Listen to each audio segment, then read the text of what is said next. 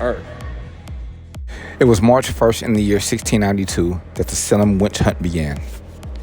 In Salem Village in the Massachusetts Bay Colony, Sarah Good, Sarah Osborne, and Tituba, an enslaved woman from the Barbados, are charged with the illegal practice of witchcraft.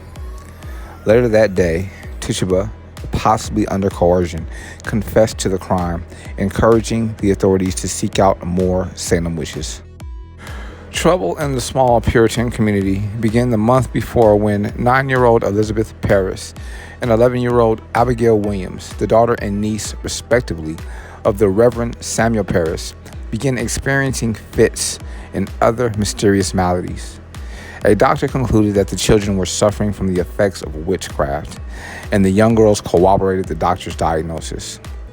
With encouragement from a number of adults in the community, the girls, who were soon joined by other afflicted Salem residents, accused a widening circle of local residents of witchcraft, mostly middle-aged women, but also several men and even one 4-year-old child.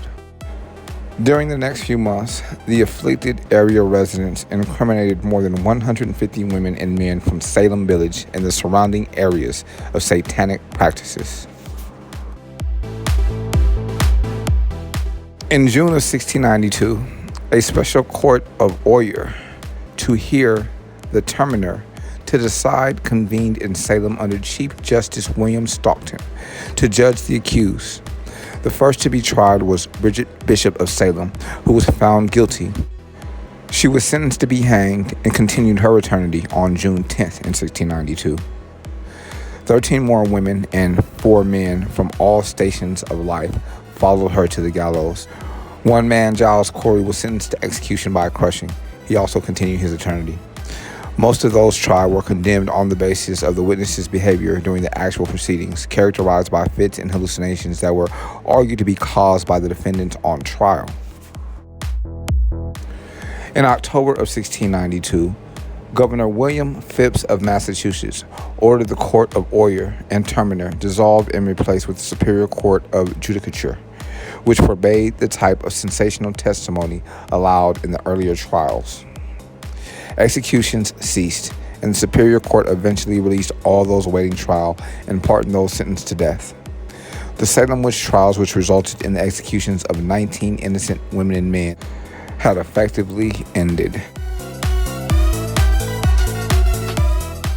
It was March 1st in the year 1872 that Yellowstone Park was established. President Grant, Ulysses Grant, our nation's 18th president, signs the bill creating the nation's first national park at Yellowstone. Native Americans had lived and hunted in the region that would become Yellowstone for hundreds of years before the first Anglo explorers arrived. Abundant game and mountain streams teeming with fish attracted the Indians to the region, though the awe-inspiring geysers, canyons, and gurgling mud pots also fascinated them. John Coulter, the famous mountain man, was the first Anglo to travel through the area. After journeying with Lewis and Clark to the Pacific, Coulter joined a party of fur trappers to explore the wilderness. In 1807, he explored part of the Yellowstone Plateau and returned with fantastic stories of streaming geysers and bubbling cauldrons. Some doubters accused the mountain man of telling tall tales and jokingly dubbed the area Coulter's Hell. Before the Civil War, only a handful of trappers and hunters ventured into the area, and it remained largely a mystery. In 1869, the Folsom Cook expedition made the first formal exploration, followed a year later by a much more thorough reconnaissance by the Washburn-Langford-Doane expedition. The key to Yellowstone's future as a national park, though, was the 1871 exploration under the direction of the government geologist Ferdinand Hayden. Hayden brought along William Jackson, a pioneering photographer, and Thomas Moran, a brilliant landscape artist, to make a visual record of the expedition. Their images provided the first visual proof of Yellowstone's wonders and caught the attention of the U.S. Congress. Early in 1872, Congress moved to set aside some 2 million acres of public land straddling the future states of Wyoming, Montana, and Idaho as America's first national park. President Grant signed the bill into law on this day in 1872. The Yellowstone Act of 1872 designated the region as a public pleasuring ground, which would be preserved from injury or spoliation of all timber, mineral deposits, natural curiosities, or wonders within. For a nation bent on settling and exploring the West, the creation of Yellowstone was surprising. Many congressmen gave it their support simply because they believed the rugged and isolated region was of little economic value. Yet the Yellowstone Act of 1872 set a precedent and popularized the idea of preserving sections of the public domain for use as public parks. Congress went on to designate dozens of other national parks, and the idea spread to other nations around the world. It was March 1st in the year 1910 that 2 trains were swept into a canyon by an avalanche in Wellington, Washington. 96 people continued their eternity as a result. Due to the remote location of the disaster and the risk of further avalanches, efforts to rescue survivors and find the bodies of the continued were not completed until several days later. The Great Northern Railroad's westbound Spokane Express left for Seattle, Washington from Spokane on February 23rd. On February 26th, a blizzard in Washington caused high snow drifts in the Cascade Mountains that blocked the rail lines. Despite many workers attempting to clear the tracks, the train was still stuck in Wellington, a small village in King County just past the Stevens Pass, nearly a week later.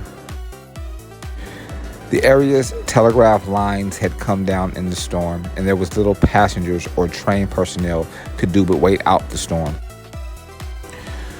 The Wellington train station was located near the base of Windy Mountain, but had no protective cover. On February 28th, weather conditions changed, with temperatures dropping and thunderstorms battering the area. In Idaho, several miners continued their eternity in an avalanche, and flooding imperiled residents of low-lying areas. At 4:20 a.m. the following morning, with approximately 50 passengers and 75 employees of Great Northern Railroad sleeping in the Spokane Express, an avalanche of snow crashed down Windy Mountain, prompted by a combination of rain, lightning, and thunder. Charles Andrews, a rail worker and resident of Wellington who witnessed the disaster, described the scene. White death moving down the mountainside above the trains. Relentlessly, it advanced, exploding, roaring, rumbling, grinding, and snapping. The Spokane Express and a mail train were both thrown from the tracks down a nearby gorge 150 feet deep. The Wellington station was wiped away, though the town's hotel and store were untouched. At the bottom of the gorge, the trains were covered by 40 to 70 feet of snow and debris. Because the telegraph lines were down, the people of Wellington were unable to call for immediate assistance. Despite the risk of further avalanches, many people pitched in to try to dig out survivors. It was not until the night of March 2nd that assistance from outside Wellington were able to reach the site. By that time, 23 people had been pulled out alive, most with serious injuries. It took over a week to recover the bodies of all 96 victims of the avalanche, which then had to be moved by toboggan to the rail lines for further transport.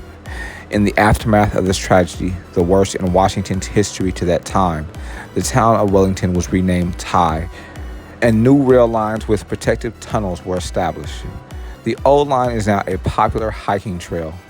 Lessons were also learned about the dangers of clear-cutting timber on mountains above towns and villages, a practice that was partially responsible for the avalanche. The information documented on this audio file can be verified on history.com.